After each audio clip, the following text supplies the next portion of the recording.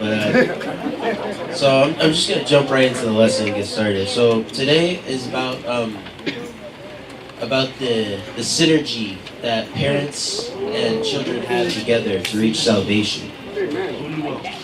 And we can start by reading chapter 6 of Ephesians, verse 1 through 3.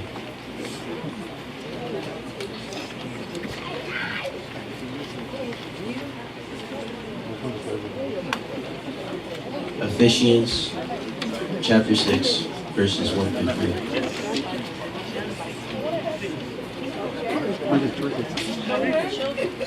Obey your parents in the Lord, for this is right. Speak louder. Honor the father and mother. Honor thy father and mother, which is the first commandment with promise. That it may well with thee, and thou mayest live long and be. So this is on the children's side of the synergy that comes together, right? The children are supposed to listen to the words of their parents and take in their knowledge and understand, what they're saying to them. And this will lead them to the path of salvation. And there's two roads that can be taken, not to the path of salvation, but into the afterlife, which is stated in Matthew 7, verses 13 through 14. Can I get somebody to read that, please?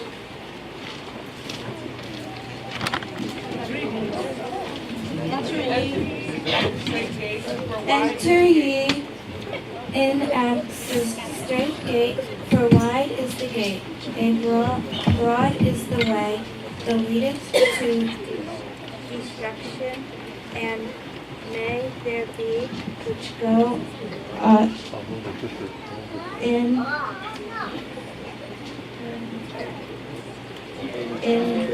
through. Because straight is the gate, and narrow is the way which leadeth unto life, a few there be that find it. So in this chapter, in these two verses, this is Jesus speaking about the two ways that you can take to the afterlife. There's the broad way, which leads to destruction. And this is the way that most people go because it's convenient. You know, it has all this sin that people are tempted by, like wrath and envy and all these things, and people like to go this way because it's convenient. You know, you can take a whole house on your back through this broad way, but through the narrow way, it's the more sacrificial route, which will lead to ultimate everlasting peace in life. This way, it's very narrow. It's very inconvenient. When you go through, you can't bring anything with you. It's just you. You can't even bring your body through, because you can't even bring your body through. It's only your soul going through this narrow way. And this is the way that less people go, because it's meant for the people who are supposed to be. It's not meant for the simple ones. And this has to do with our lesson, because the more that you synergize with your children and your parents together, it will lead you through this narrow way with each other easier. It will make it a simpler journey. So it says in Proverbs 23. Can I get somebody to read Proverbs 23, chapters 22 to 26?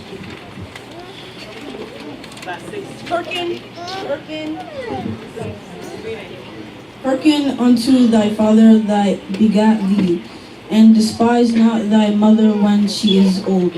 Buy the truth and sell it not. Also wisdom and instruction and understanding. The father. Can you pause there? So this is a very important major key in Proverbs. It says that you should listen to your parents and not abandon them in old age. I know some older kids out there. When they're older, they want to get as far away from their parents as they can, because they don't, they've been with them for so long, they don't want to worry about them anymore, but when you're older, that's when your parents need you the most, 'cause that's when they're in the most needy time of life. That's when they're the oldest, and they might not want to like get care from the senior people. They might want to get it from you because they raised you. They don't want some stranger little kid like feeding them custard or something like that. They want you. And then the second part is that you should. What was it again? Could you read 23, verse 23 again? Right. Buy the truth and sell it not. Also wisdom and instruction and understanding. It says, buy the truth and sell it not. Take your parents' wisdom and knowledge and keep it. Do not take it with a grain of salt, because your parents have been on this world longer than you have. And they know more about this world than you do. And I know sometimes I'll be saying things and just talking, and it goes from one ear and out the other, and you don't want to listen to them. But most of the time, it's for you. They want you to succeed in life. They usually know what they're talking about when they're speaking to you like this. And even if sometimes they may be wrong, you still have to follow them, because there's really no point in just not listening to them, because even if you do the wrong thing, it's just that one wrong thing. You're still going the right way in life. So they're trying to steer you on the right way. So could you please continue with Proverbs 24 to 26. The father of the righteous shall greatly rejoice.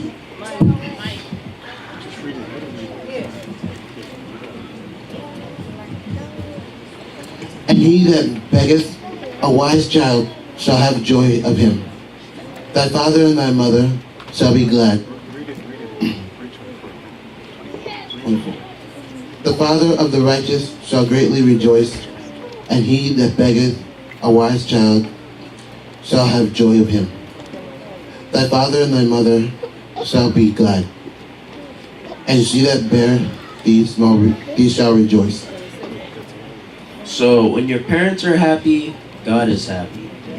Because if they were to raise a child with knowledge and good wisdom, they've done their job. They've done what they need to do. And once they've done that, then they can pass on that knowledge that they've gotten through generations and generations. It'll just continue.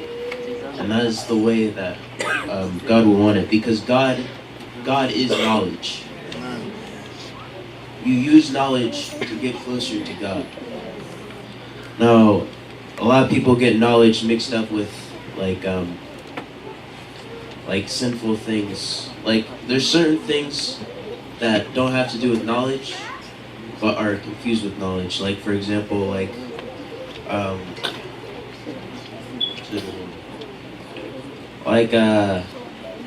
just some nonsense. But, yes. So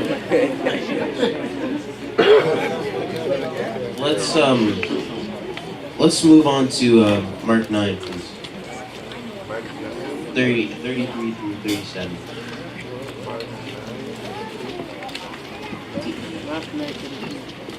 And he came to Capernaum, and being in the house, he asked them, what was it that ye disputed among yourselves by the way? But they held their peace, for by the way they had disputed among themselves, who should be the greatest. And he sat down and called the 12, and saith unto them, if any man desire to be first, the same shall be last of all, and servant of all. So this is where the real synergy comes in, because what this part is saying, when it says, whoever receiveth this child in my name, receiveth me, but receiveth me not. but receiveth my Father. What it means is that when that parent has the child, the child will receive Jesus, and then once that child receives Jesus, the parent will receive Jesus through that child. But when that parent receives Jesus from that child, he's also receiving God from that child. Because, the children, they're simple-minded. That's the kind of mindset that God wants us to have. He doesn't want us to. He wants us to be simple and playful with our thinking. He doesn't want us to think about all the evil in the world, which is what it states in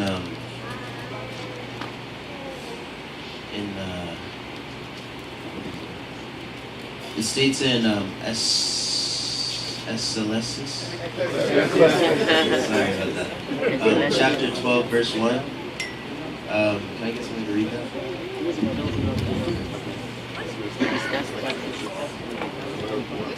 Verse 1. Remember now thy Creator in the days.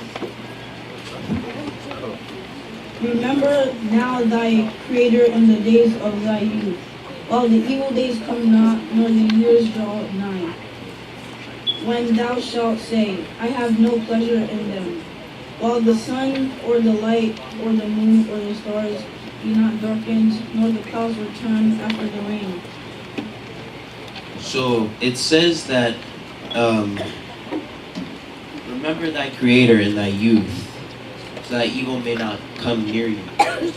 If you start to worship at a young age and cherish that youthful mindset, evil will not come near you. You won't have any need for evil or sin, which is where the synergy comes in once again. Because if you listen and understand your child and communicate with them, you'll start to adopt their mindset as well as they adopt your mindset. So it'll be like you giving them knowledge, but them giving you the blessing and usefulness, which is very important. And I know I'm saying all this stuff about children obey your parents, but there's the parents, they have to be choosy about what they say, which it says in Ephesians, which it says bring your child not to wrath, but bring him up in the way of the Lord. You don't want to upset your child. You just want them to understand. If they're doing something wrong, you want them to understand that they're doing something wrong. You don't want to necessarily completely shut off that option. You just want them to understand, which is giving them the knowledge. If a child touched something and he didn't know any better, you're not gonna be halfway did, and then just get it right there. You gotta let them know that that's not right. The second time.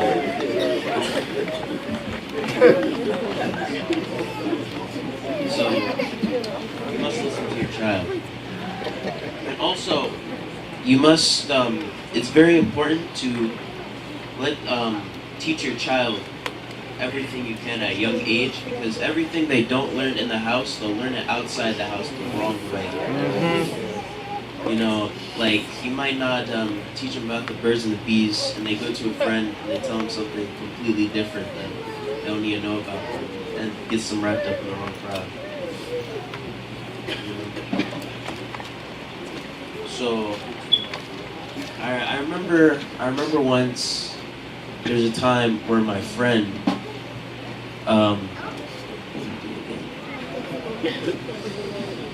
he wanted to play football, but his dad never taught him how to play football. And he went to one of the bigger kids who played football, and he asked him if he could teach him how to throw a spiral or something. And the whole time he told me that he was just throwing the ball at him, not even teaching him how to play. He was just bullying the ball at his body, and I was just wow, that's not good. But in conclusion, it's a synergy. Your child is supposed to help you reach salvation. You're not just supposed to help your child reach salvation, and vice versa. Your parents aren't there to just take you to salvation. You're there to take your parents to salvation with you, or before you. In God's name. Many long years. May the Lord bless His holy words.